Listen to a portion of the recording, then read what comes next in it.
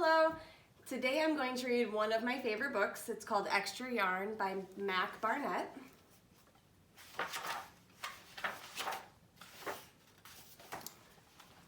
On a cold afternoon in a cold little town, where everywhere you looked was either the white of snow or the black of soot from chimneys, Annabelle found a box filled with yarn of every color. So she went home and knit herself a sweater, and when Annabelle was done, she still had some extra yarn. So she knit a sweater for Mars too, but there was still extra yarn.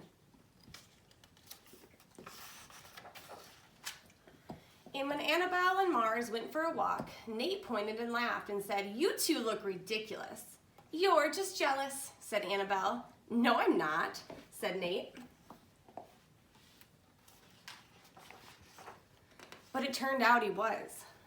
And even after she'd made a sweater for Nate and his dog and for herself and for Mars, she still had extra yarn. At school, Annabelle's classmates could not stop talking about her sweater. "Quiet!" shouted Mr. Norman. "Quiet, everyone! Annabelle, that sweater of yours is a terrible distraction. I cannot teach with everyone turning around to look at you." "Then I'll knit one for everyone," Annabelle said, "so they don't have to turn around." "Impossible," said Mr. Norman. "You can't." But it turned out she could, and she did. Even for Mr. Norman. And when she was done, Annabelle still had extra yarn. So she knit sweaters for her mom and dad, and for Mr. Pendleton and Mrs. Pendleton, and for Mr. Palmer, and for little Lewis.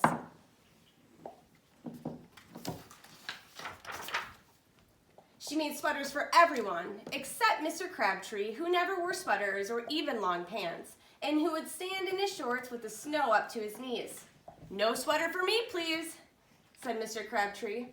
So she made Mr. Crabtree a hat, and even then, Annabelle still had extra yarn.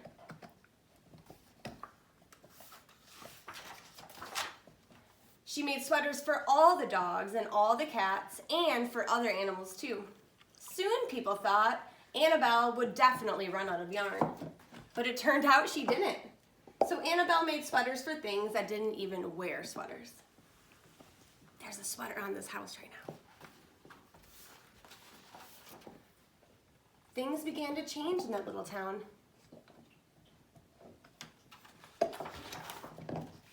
News spread of this remarkable girl who never ran out of yarn, and people came to visit from all around the world to see all the sweaters and to shake Annabelle's hand. One day, an archduke who was very fond of clothes sailed across the sea and demanded to see Annabelle. "Little girl," said the archduke, "I would like to buy that miraculous box of yarn, and I am willing to offer you $1,000,000. "No, thank you," said Annabelle, who was knitting a sweater for a pickup truck. The archduke's mustache twitched. $2,000,000, he said. Annabelle shook her head. "No, thanks." $10,000,000, shouted the archduke. "Take it or leave it." "Leave it," said Annabelle. "I won't sell the yarn." And she didn't. So that night, the archduke hired 3 robbers to break into Annabelle's house, and they stole the box and took it to the archduke, who set off across the snow and sailed over the sea.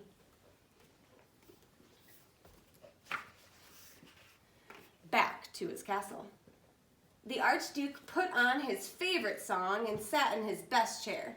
Then he took out the box and he lifted its lid and he looked inside.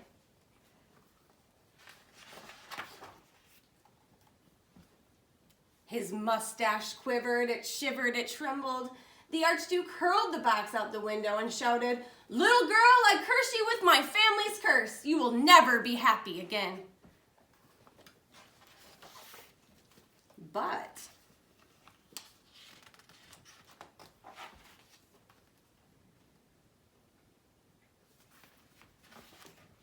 it turned out she was. The end. What did you guys think about that book? I hope that you're having an amazing Tuesday. Remember to get outside today and see some sunshine and be nice to your parents. Bye.